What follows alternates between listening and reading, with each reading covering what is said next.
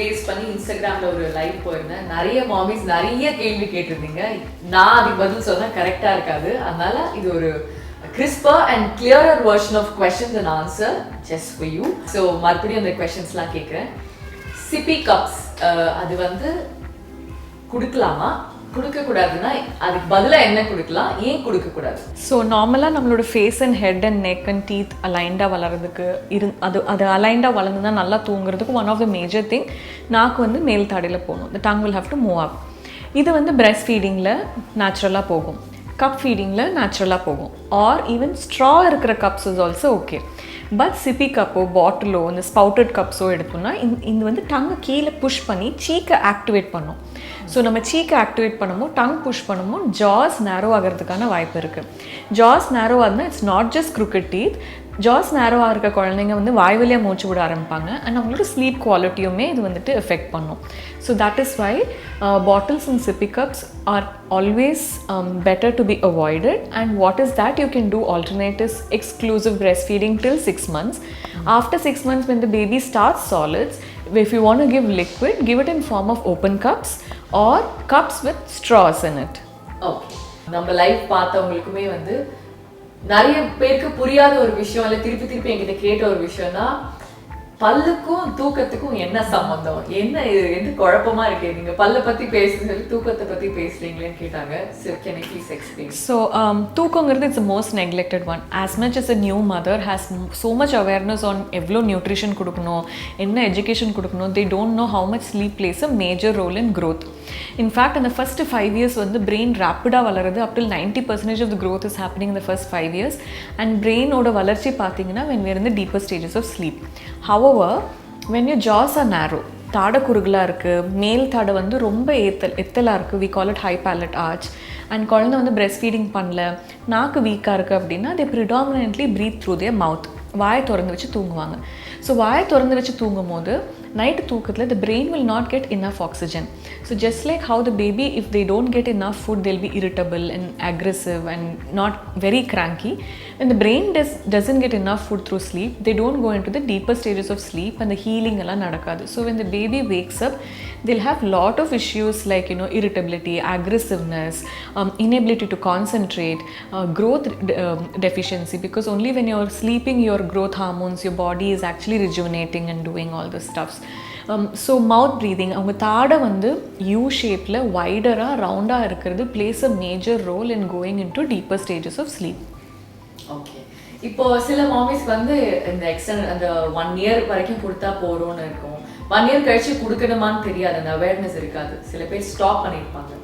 இப்போ இதை பார்த்துட்டு ஓகே எனக்கு இன்ட்ரெஸ்ட் இருக்கு, I can still breast feed அப்படின்னா அவங்களால breast feed பண்ண முடியுமா, அதுக்கு ஏதாவது எக்ஸசைஸ் இருக்கா?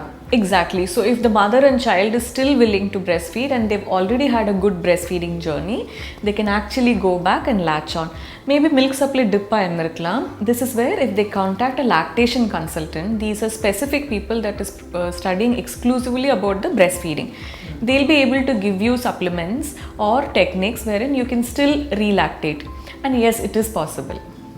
நீங்கள் நான் உங்களுக்கு ஃபர்ஸ்ட் டைம் மீட் பண்ணப்போ சில கொஸ்டின்ஸ் கேட்டிருந்தேன், அதில் இன்ட்ரெஸ்டிங் ஆன்சர் சொல்லியிருந்தீங்க. So ask it again.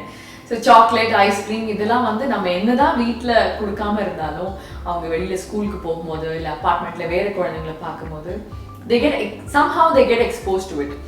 So நீங்கள் வந்து சொல்லியிருந்தீங்க பரவாயில்ல பல்லு நேரா வரிசையா இருந்ததுன்னா ஒரு வாட்டி பிரஷ் பண்ணாலே போறோம் சொல்லுவீங்க. So there's a huge myth that cavity varuduna the only reason is chocolate or sugar. That is one of the risk factor. It's like you telling weight podrna saapadu nariya saapradha one of the risk factor.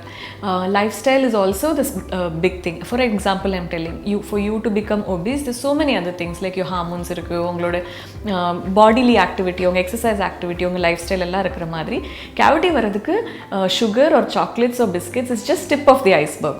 So going into the details, if the jaw is wider, U-shaped, if your tongue and mouth is functioning really well, நேச்சுரலாகவே நீங்கள் என்ன சாப்பிட்டாலும் self cleansing நடக்கும். And அந்த self cleansing நடக்கும் போது when your chances to get cavities is very very less. And one of the major reason for causing cavity is not chocolates. நம்மளோட idli தோசையிலையும் carbohydrates இருக்குது, சாக்லேட்ஸ்லேயும் கார்போஹைட்ரேட்ஸ் இருக்குது. சாப்பாடை வந்து 2 சைடும் மெண்டு முழுங்காமல் ஒரு சைடில் அடக்கி வச்சு டிவி பார்த்துட்டு சாப்பாடை மறந்து ரொம்ப நேரம் அடக்கி வச்சு முழுங்குற குழந்தைங்களுக்கு சாக்லேட் சாப்பிட்ற குழந்தைங்களோட அதிகமாக கேவிட்டிஸ் வரும். So that is also carbohydrate. ஏன்னா அது அவ்வளோ நேரம் வாயில் வைக்கும் போது வாயில் ஆசிட் லெவல் ரொம்ப நேரம் இருக்கும். And you not using your tongue to swallow. You will push your food inside the mouth with cheeks. And the food is stuck in between tooth, which is not self-cleansable. So there is much more to in functional aspect to cavities just than chocolates. So please don't resist or restrict your children not to have chocolates or biscuits. You can still have, and if your function is well, 100% cavity free இருக்கலாம். Okay, நிறைய பெரியவங்க வந்து நாக்கு clean பண்ணிவிடுங்க, குழந்தைக்கு இந்த கையை வச்சு இது பண்ணிவிடுங்க. எனக்கு பர்சனலாக சொல்லும் போதே பயமாக இருக்கும். நம்ம கையில் எவ்வளோ ஜாம்ஸ் இருக்கும், என்னதான் வாஷ் பண்ணாலும் நம்ம வந்து வாய்க்குள்ளே கையை விட்டு எடுக்கிறதுன்னு ஐ ஃபீல் வெரி பேட். அது சொல்லும் போதே நான் எப்படி பண்ணுறேன்னு சொல்லிட்டு I take my baby inside. So அது how important should we clean? அப்படி பண்றதா இருந்தா எப்படி பண்ணணும்? இல்ல should we use a brush or something? Did you see Samaira's tongue is very clean? So there is a natural mechanism. When your tongue is completely going on the upper jaw and doing the chewing and swallowing motion, it self cleanses. So உங்களோட நாக்கோட பின் side கோட்டடாக இருக்குது, இல்லை நாக்கு வெளுத்து போயிருக்குன்னா probably அந்த tongue வந்துட்டு ரொம்ப low போர்ஷனாக இருக்குது, tongue வீக்காக இருக்குது, டங் மேல் தடைக்கே போக மாட்டேங்குது.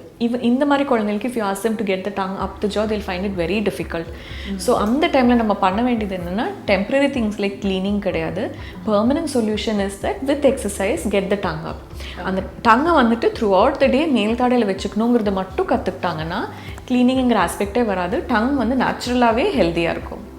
Okay, thank you for that. So நாங்கள் கை விட்டு க்ளீன். ஸோ ஒரு பல்லு, இந்த டங், இந்த 2 விஷயம் வந்து நம்ம வந்து தனித்தனியாக பார்த்துருக்கோம். டங்கெல்லாம் நம்ம வந்து மதிச்சதே கூட கிடையாது. ஸோ அது வந்து ஒன்றுக்கு ஒன்று எப்படி கனெக்டட், எப்படி ஹோலிஸ்டிக்காக அதை பார்க்கணும் அப்படிங்கிறது வந்து நான் நிறைய அவங்க கிட்ட கற்றுட்ருக்கேன். So I hope this is useful for you. உங்களுக்கு வேறு ஏதாவது டவுட்ஸ் இருந்ததுன்னா let me know in the comments. I try to reach out to her on Instagram or அவங்க பேஜ் நான் டேக் பண்ணிவிடுவேன். ஸோ அவங்க உங்களுக்கு டிரெக்டாக பதில் சொல்லுவாங்க. Thank you so much for your time. Thank you so much. பொறுமையாக ஒரு கேள்விக்கும் எங்களுக்கு பதில் சொன்னதுக்கு ரொம்ப ரொம்ப நன்றி. Thank you very much Nisha.